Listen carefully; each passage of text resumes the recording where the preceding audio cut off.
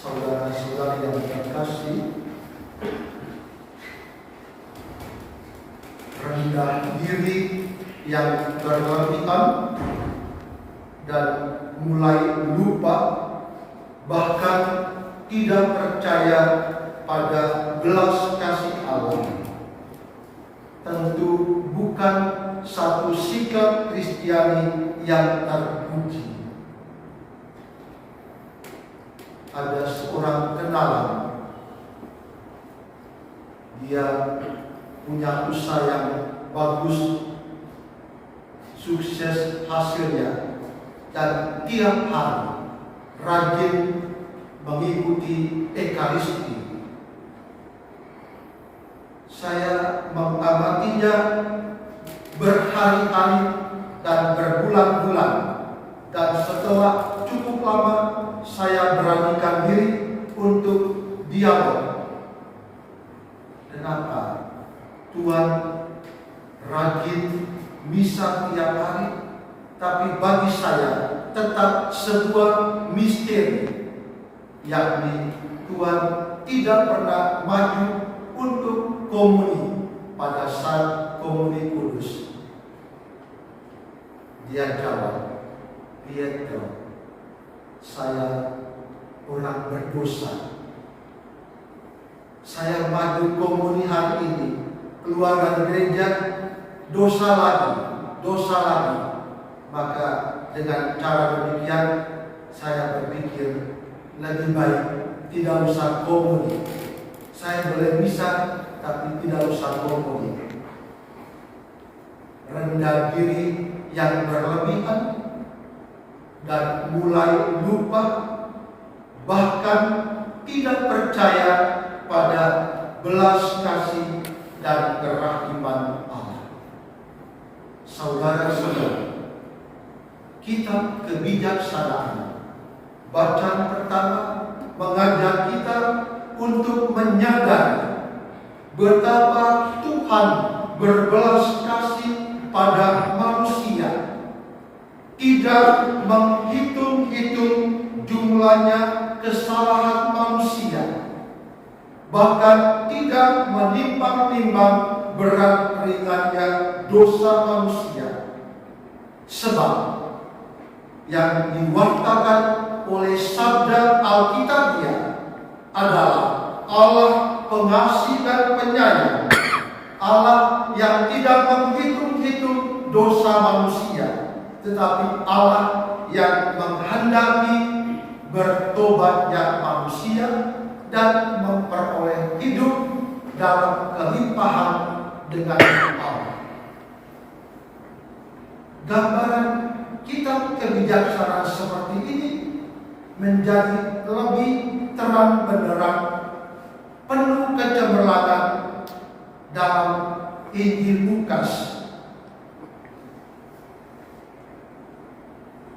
Peristiwa perjumpaan Yesus dan Sakeus di kota Yeriko memperlihatkan betapa Tuhan berbelas kasih kepada manusia. Misi Yesus adalah menghadirkan wajah belas kasih Allah kepada manusia berdosa. Momen sekaligus peristiwa perjumpaan Yesus dan Sakeus memperlihatkan ciri-ciri khas inisiatif Allah dan tanggapan manusia.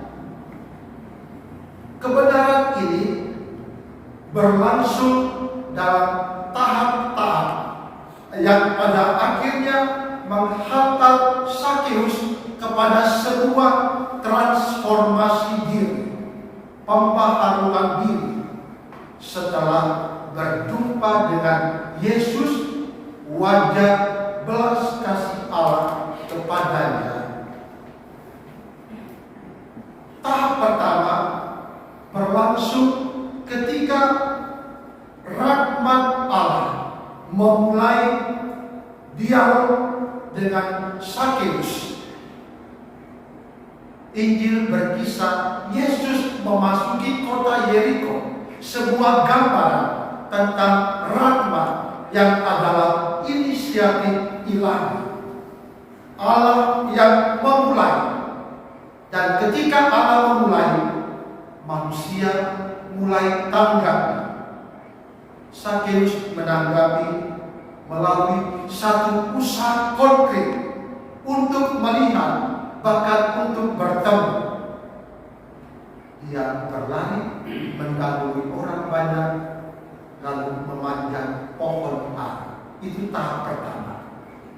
Tahap kedua juga nampak inisiatif ilahi. Ketika Yesus berkata, "Sakeus, segera turun, sebab hari ini aku harus menumpang di rumah." Kata harus mesti kita perhatikan, karena itulah yang mengungkapkan rahmat inisiatif Allah yang memulai. Dan respons Sakeus luar biasa. Dia segera turun dan menerima Yesus dengan sukacita. Ada pertobatan, ada transformasi diri. Sakeus menjadi manusia baru dalam Kristus. Ada niat baik untuk beramal dan berbagi kepada orang-orang kecil dan miskin. Setengah dari milikku kuberikan kepada orang miskin, dan kalau ada yang kuperas, kukembalikan 4 kali lipat. Wujud nyata sebuah transformasi diri, pertobatan, meninggalkan manusia lama dan mengenakan manusia baru, manusia dalam Kristus. Saudara-saudari, Sakeus telah mengalami transformasi diri karena dia percaya sungguh bahwa Yesus adalah wajah belas kasih Allah baginya. Sakeus begitu percaya akan kerahiman dan belas kasih Allah. Yesus bagi Sakeus adalah daya ilahi yang memampukan dia untuk menjadi manusia baru. Kita semua pun bisa, jika kita tetap teguh dalam iman, percaya pada kerahiman dan belas kasih Allah, tidak mudah dipengaruhi oleh roh-roh dunia. Setiap ada panggilan kita sebagai murid-murid Kristus agar boleh mengalami kemuliaan sebagai anak-anak Allah. Pesan bacaan kedua, surat kedua Rasul Paulus kepada jemaat Tesalonika, juga pesan untuk kita semua murid-murid Kristus dalam setiap perjuangan kita untuk hadir sebagai anak-anak Allah yang senantiasa percaya pada kerahiman dan belas kasih Allah. Sakeus orang berdosa, kita pun orang berdosa, tapi dalam perjumpaan dengan Tuhan, Tuhan mengubah kita menjadi manusia baru. Semoga Ekaristi ini memampukan kita untuk bertransformasi diri sesuai dengan apa yang Tuhan kehendaki bagi setiap